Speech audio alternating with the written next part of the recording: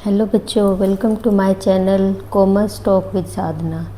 This is 7th video of playlist class 12 accountancy fundamental of partnership. और ये last video है हमारे first chapter की पार्टनरशिप की, जिसका नाम है फंडामेंटल ऑफ पार्टनरशिप। इसमें मैं बचे हुए स्मॉल टॉपिक्स आपको कवर करवाऊंगी जो स्मॉल है लेकिन इम्पोर्टेंट है एग्ज़ाम पॉइंट ऑफ व्यू से। और एक हमारा इम्पोर्टेंट टॉपिक है दैट इज़ पास्ट एडजस्टमेंट्स, वो भी आज हम कंप्लीट करेंगे। और वीडियो की लास्ट में हम देखेंगे कि हमने क्या क्या कवर किया है पूरे चैप्टर में से। ओके, अब हम चलते हैं हमारे स्मॉल टॉपिक्स के ऊपर। जो स्मॉल टॉपिक्स मैं आपको कराऊंगी उनके नाम है टाइप ऑफ पार्टनरशिप और टाइप ऑफ पार्टनर्स। मैं आपको बताऊंगी क्या होता है, पार्टनर की राइट्स और ड्यूटीज़ क्या हैं वो मैं आपको बताऊंगी। और एक छोटा सा टॉपिक है पार्टनर्स कमीशन। कमीशन आप एडमिशन चैप्टर में भी पढ़ोगे, पार्टनरशिप के मैनेजर्स कमीशन होता है वो, लेकिन फ़िलहाल हम पार्टनर्स कमीशन पढ़ेंगे और फिर पास्ट एडजस्टमेंट करें। Okay, let's come to our topic type of partnership. Type of partnership हम क्लासिफाई करते हैं कई तरह से। फर्स्ट है ड्यूरेशन के बेस पे। तो ड्यूरेशन में फर्स्ट है पार्टनरशिप एट विल, मतलब ये कि कोई भी फिक्स पीरियड नहीं है, पार्टनर्स अपनी मर्ज़ी से ही क्या करेंगे, पार्टनरशिप को जब तक उनका मन करेगा तब तक कंटिन्यू करेंगे और कभी भी डिसॉल्व कर सकते हैं by any partner giving notice in writing. Okay,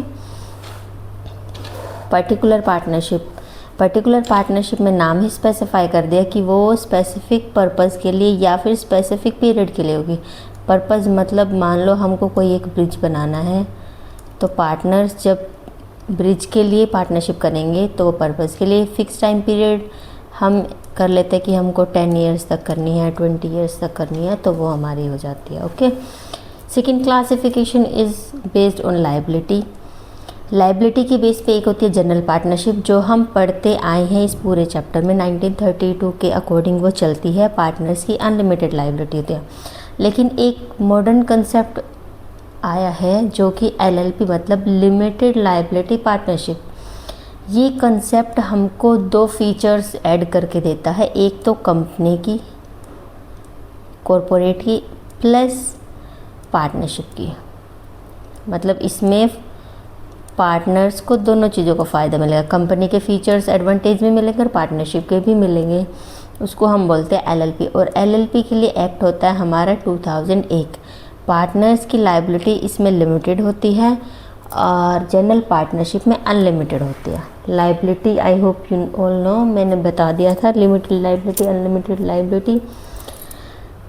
नहीं पता है तो मैं एक बार फिर से समरी बता देती हूँ। देखो, अनलिमिटेड लायबिलिटी होती है जिसमें कि पार्टनर्स को नहीं पता कि उनको कितना पैसा देना पड़ सकता है। मतलब ये जैसे पार्टनर्स है, उन्होंने अगर सबने 10 लाख इन्वेस्ट किया है और फर्म की लायबिलिटी 12 लाख हो गई, तो अगर ये जो दो एक्स्ट्रा है तो ये पार्टनर्स को अपने पर्सनल एसेट्स बेच के भी देना पड़ेगा, तो उसको हम अनलिमिटेड बोलते हैं।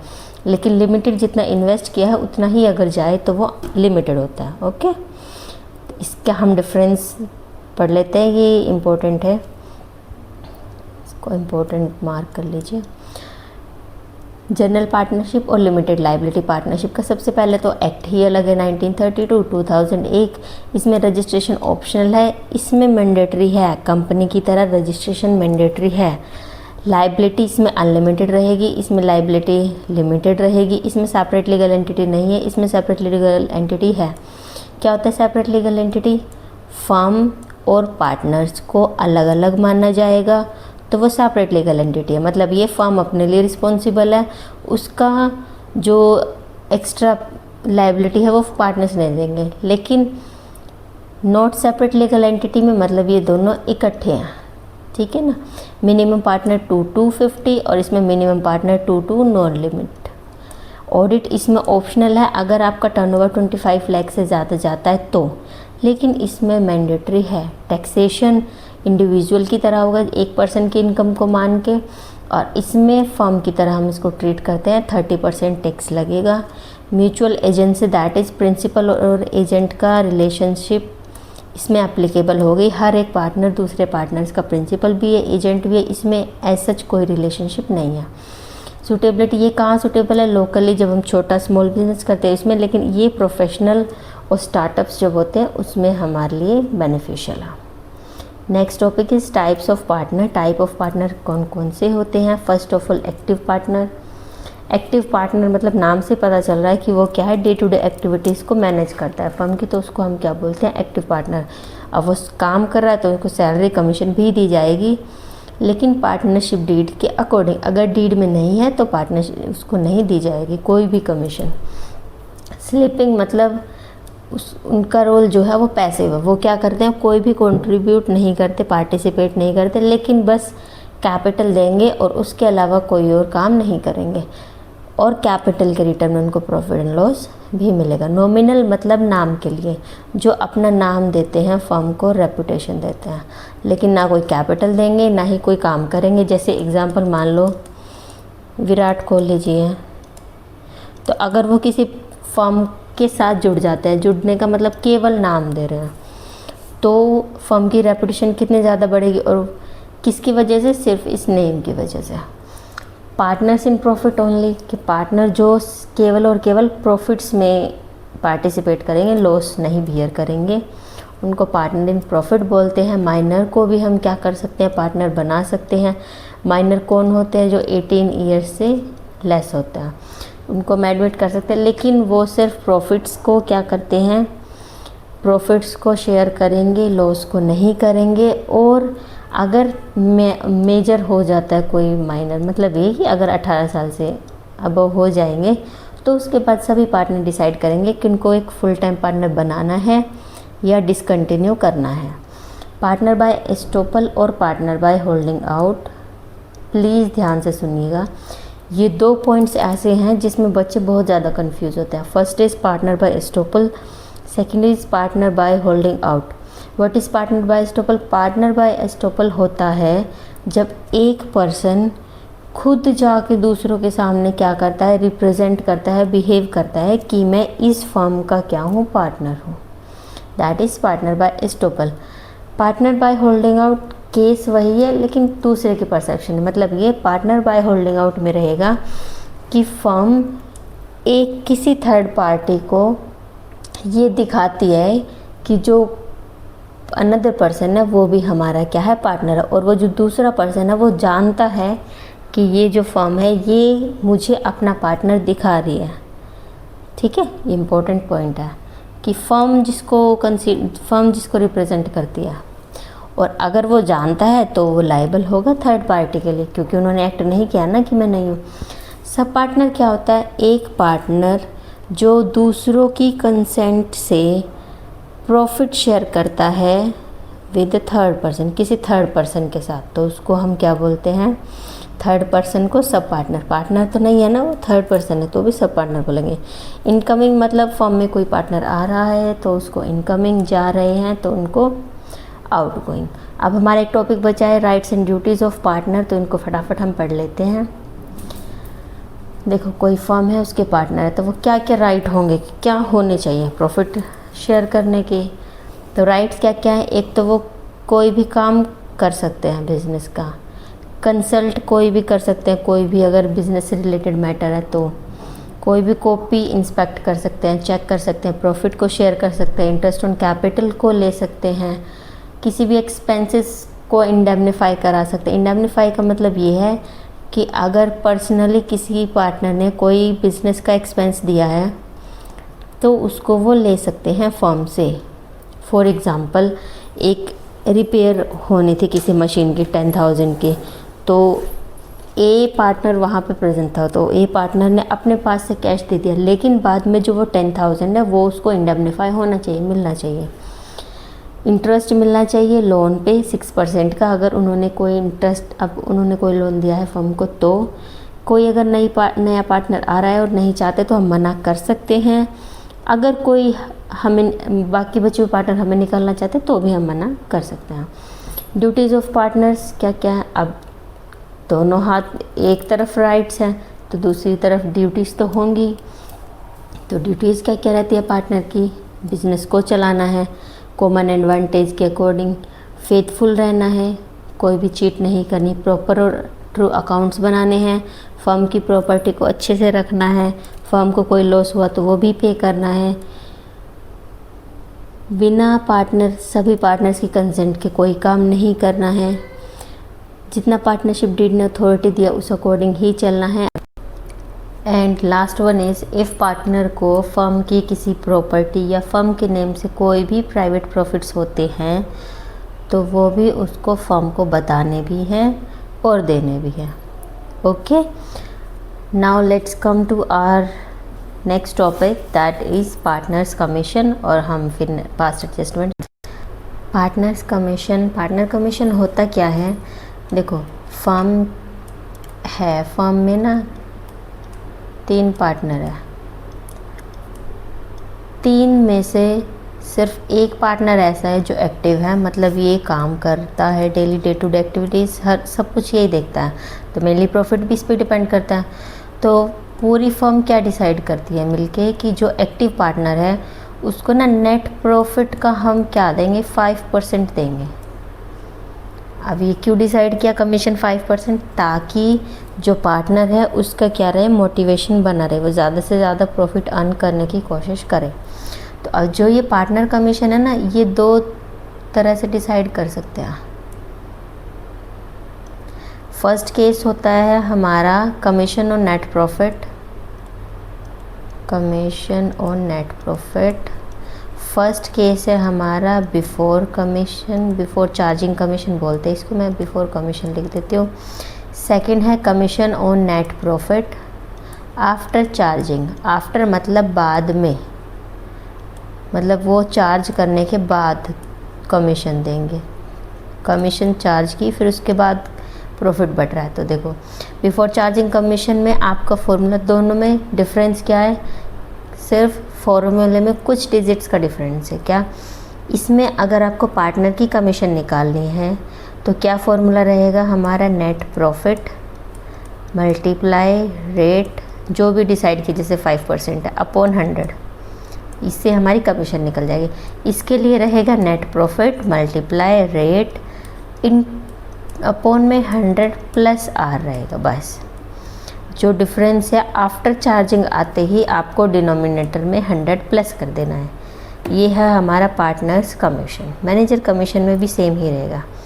अब हम आते हैं कि पास्ट एडजस्टमेंट्स क्या होता है। देखो, पास्ट एडजस्टमेंट आपको नाम से ही पता चल रहा है। पास्ट एडजस्टमेंट क्या होता है? पास्ट एडजस्टमेंट होता है कि जो हम पास्ट में रिकॉर्ड्स बना चुके हैं उनको हम क्या कर रहे हैं, अब एडजस्ट कर रहे हैं।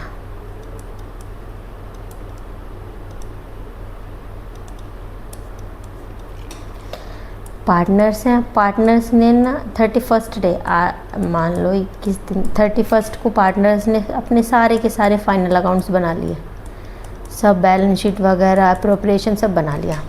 अब खुश प्रॉफिट लेके बैठ गए। लेकिन 2 महीने बाद एक पार्टनर आता है जो स्लीपिंग पार्टनर था, उसको अलग से इन्होंने एक सैलरी देनी थी। कितनी? 50,000 की। अब वो 2 महीने बाद आता है और इनको बताता है भाई मेरी सैलरी कहाँ है। तो अब ये कहते हैं यार हम तो भूल गए। अब ये किसका केस है? Error of omission.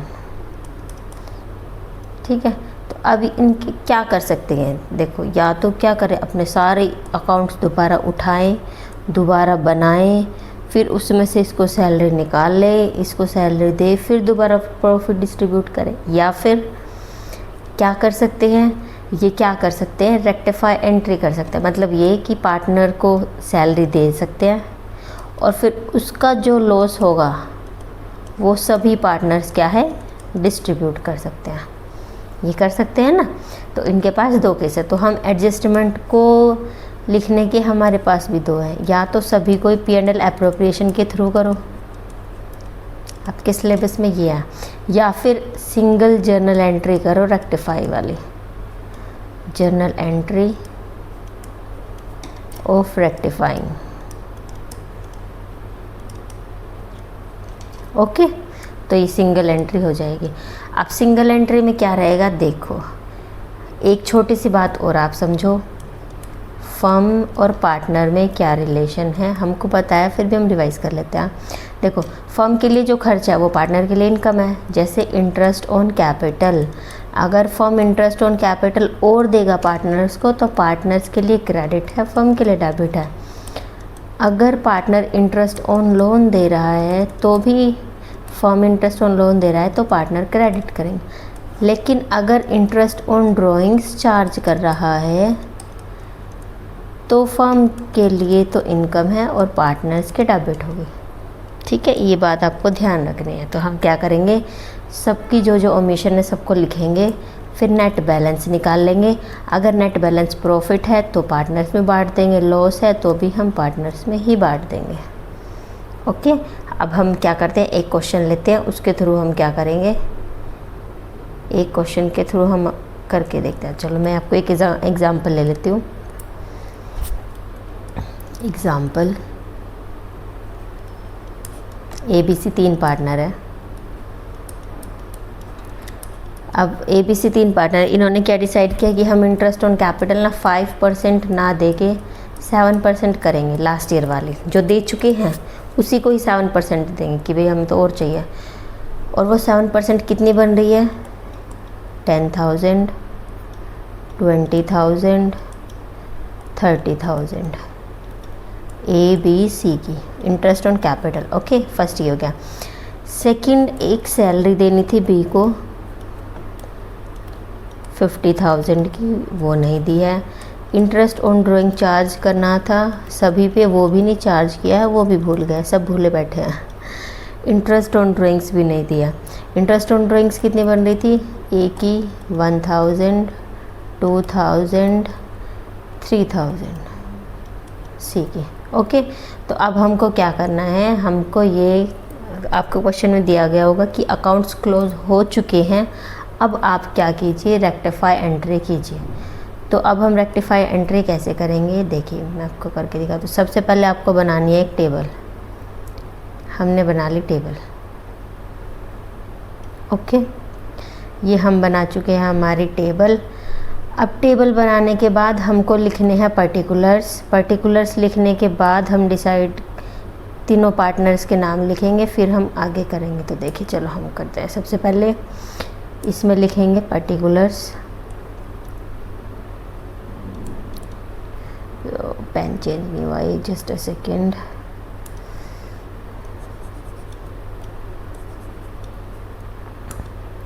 हमने ये बनाई है टेबल। जो रेक्टिफाई वाले क्वेश्चंस होते हैं वो सब हम क्या है, टेबल की हेल्प से ही करेंगे, क्योंकि बहुत सारी ट्रांजैक्शंस होती है ना, बहुत सारी आइटम्स होते हैं डिस्ट्रीब्यूट करने के लिए, तो वो पता नहीं चल पाएगा। तो सबसे पहले हम लिखेंगे पर्टिकुलर्स, हमारे पार्टनर्स के नेम, और लास्ट वाला कॉलम रहेगा टोटल का, ताकि हमको नेट इफेक्ट पता चलता रहे। ठीक है जी। तो फर्स्ट हमने क्या दिया था, इंटरेस्ट ऑन कैपिटल हम नहीं दिया था, तो पार्टनर को क्रेडिट होगा, तो इसका बैलेंस है क्रेडिट।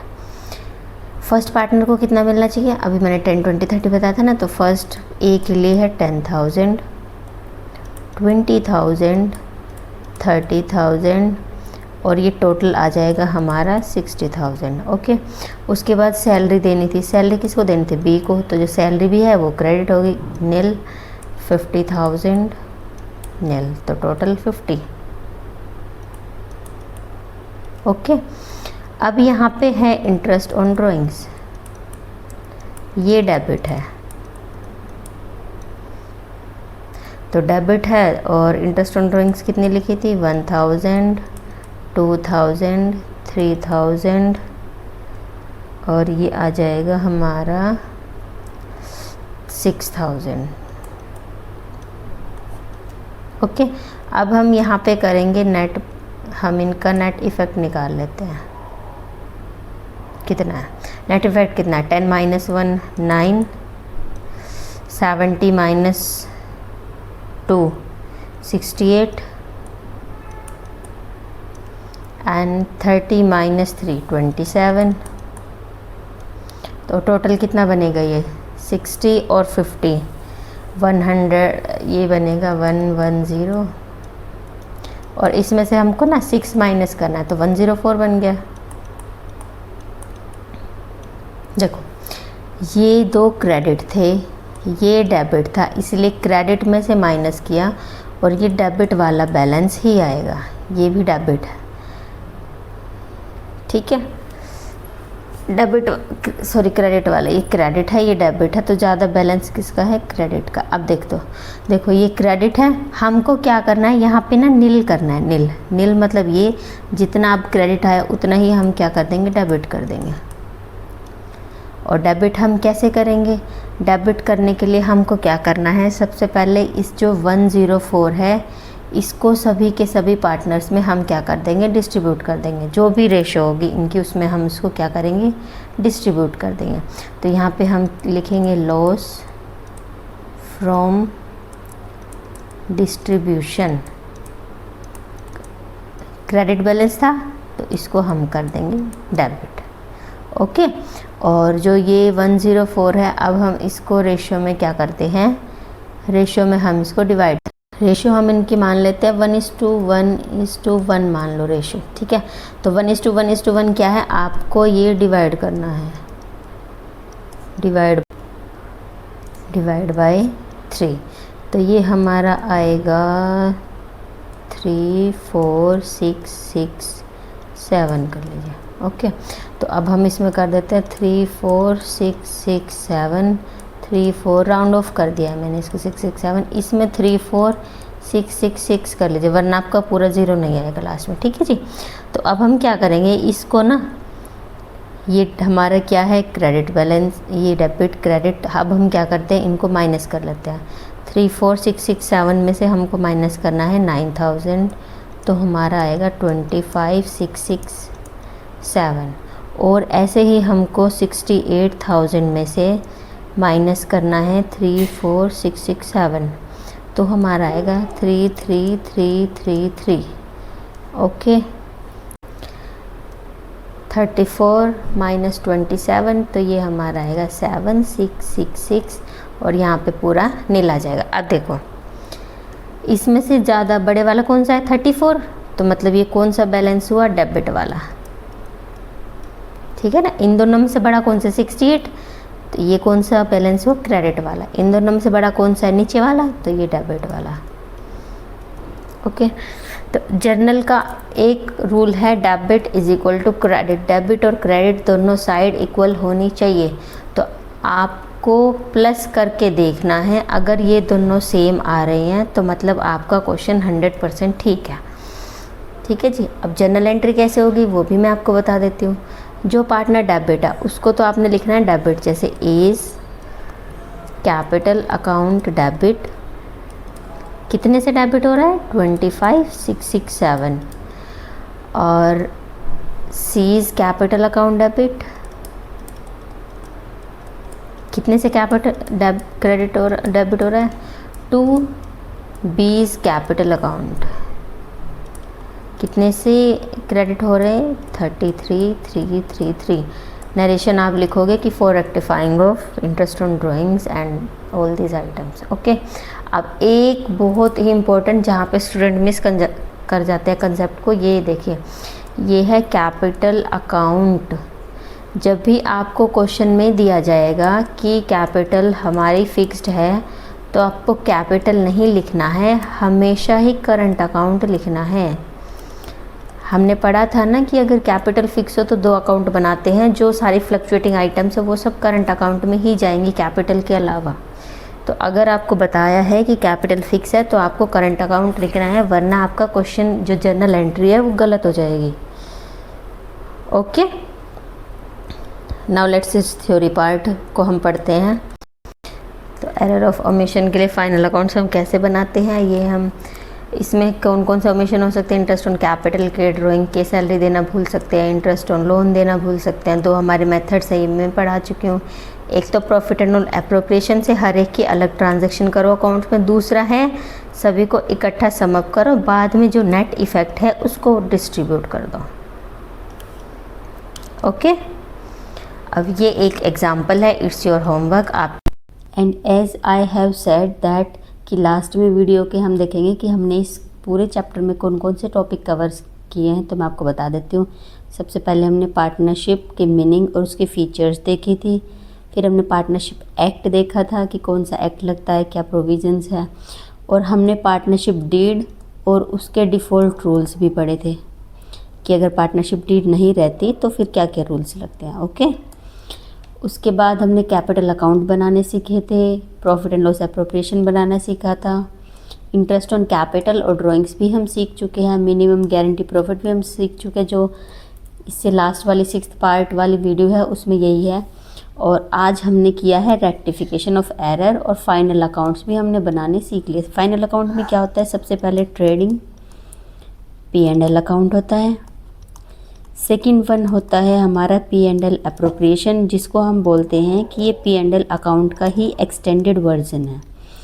थर्ड वन हम कैपिटल अकाउंट बनाते हैं पार्टनर्स का, एंड लास्ट हम बैलेंस शीट बनाते हैं। Okay, now our first chapter is complete. Please share your feedback in comment section so that I can improve myself. अब हम second chapter start करेंगे हमारी नेक्स्ट वीडियो से। See you in the next video.